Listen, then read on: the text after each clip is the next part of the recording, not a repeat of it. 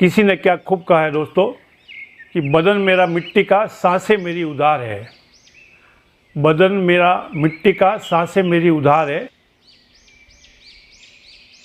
किस बात का घमंड करूं, हम सब किराएदार हैं। तो राधे राधे दोस्तों, स्वागत है एक बार फिर से आदि अनंत सनातन पर। मैं हूं मिस्टर वैष्णव और आप देख रहे हैं आदि अनंत सनातन। आदि अनंत सनातन मेरे चैनल का नाम है और अब तक सब्सक्राइब नहीं किया तो सब्सक्राइब ज़रूर कर ले। दोस्तों, कहानी बड़ी दिलचस्प है। कहानी है एक दर्पण की। जी हाँ, एक दर्पण की कहानी है। बहुत ही मोटिवेशनल स्टोरी है, बिल्कुल स्किप नहीं करिएगा। 2-3 मिनट की है, ज़्यादा बड़ी नहीं लाता हूँ, आपको पता है। तो दोस्तों, जब एक शिष्य ने पढ़ाई पूरी कर ली, जब वो घर जा रहा था, तब गुरुजी ने उसको एक दर्पण दिया, मिरर। वो दर्पण दिया कि बेटा, ये जिस किसों की भी दिखाओगे उसके विकार तुमको नजर आएंगे, उसमें क्या क्या कमियां हैं वो नजर आएगी। काम, क्रोध, लोभ, मोह, कोई गंदी प्रवृत्ति उसमें है तो आपको इसमें नजर आ जाएगी। लड़का बड़ा खुश हो गया, बोला वाह, ये तो बहुत काम की चीज़ है, बहुत ही ज़बरदस्त चीज़ है। तो गुरुजी से वो दर्पण ले लिया और उसने छुपके से अपने गुरु का चेहरा भी उसके अंदर देख लिया। तो देख लिया तो देखता है कि अरे, गुरुजी में भी बहुत सारे विकार हैं, लेकिन उनको कुछ बोला नहीं वो, क्योंकि गुरु थे तो कुछ बोला नहीं, चुपचाप वहाँ से निकल गया।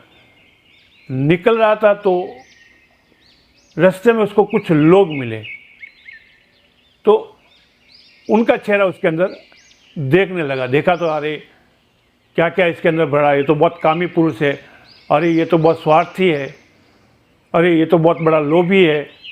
सब विकार नज़र आ रहे थे और वो आगे बढ़ रहा था।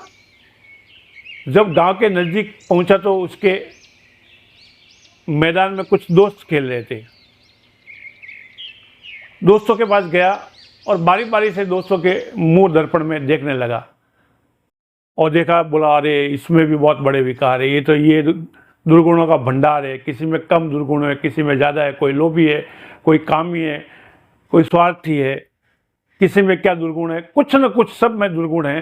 किसी में ज़्यादा है तो किसी में कम है, लेकिन दुर्गुण सब में है। दोस्तों, घर पे गया, घर पे जा रहा था तो उसके एक रिश्तेदार मिल गया, जो उसके नज़दीक का फूफा चाचा कुछ लग रहा था। उसने जब उस बच्चे को बुलाया तो बस उसको तो मज़ा आ रहा था, वो दर्पण का मज़ा ले रहा था। तो उसने अपने रिश्तेदार का भी मुंह उसके अंदर देखा तो देखा कि वो तो बहुत ही बड़ा स्वार्थी और लोभी पुरुष है। काम वासना उसमें भरपूर भरी हुई है।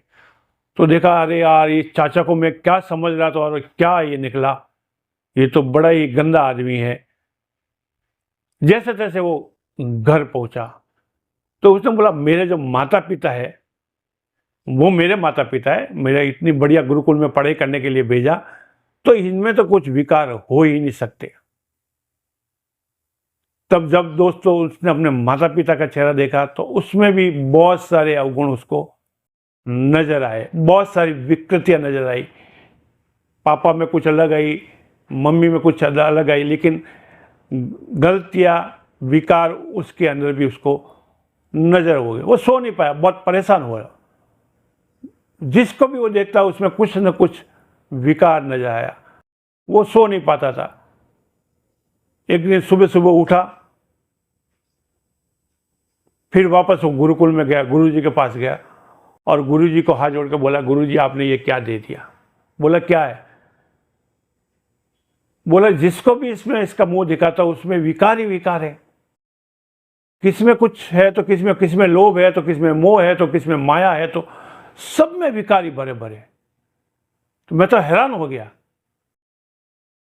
तो गुरुजी ने बोला, मैंने तुझे इसके लिए ये दर्पण नहीं दिया था। तो बोला क्यों दिया था? तो गुरुजी ने उसको दूर खड़ा किया और उसने उसको अपना मुंह उसके अंदर दिखाया। जब उसने खुद का मुंह उसके अंदर देखा तो उसमें भी काम, क्रोध, लोभ, मोह सब भरे, कोई कोना खाली नहीं था। सारे दुर्गुण उसके में, गुस्सा, लोभ, काम, सब उसके अंदर विकार भरे हुए थे। देख के हैरान हो गया, अरे वाह ये क्या है।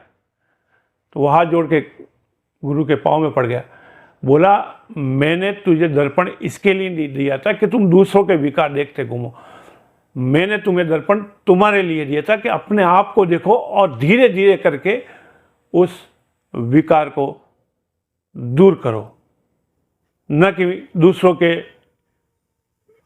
चेहरा देखने के लिए तुझे ये दिया था। तो दोस्तों ये कहानी कैसी लगी, इससे क्या शिक्षा मिलती है, आप कमेंट बॉक्स में ज़रूर लिखें, जैसा हमेशा आप लिखते आए। और राधे राधे लिखना बिल्कुल नहीं भूले। तो दोस्तों घर में गीता और रामायण रखिए, आसपास में साफ सफाई रखिए, गीता और रामायण बच्चों को पढ़ने के लिए प्रेरित करें। राधे राधे, जय जय सीताराम, हर हर महादेव।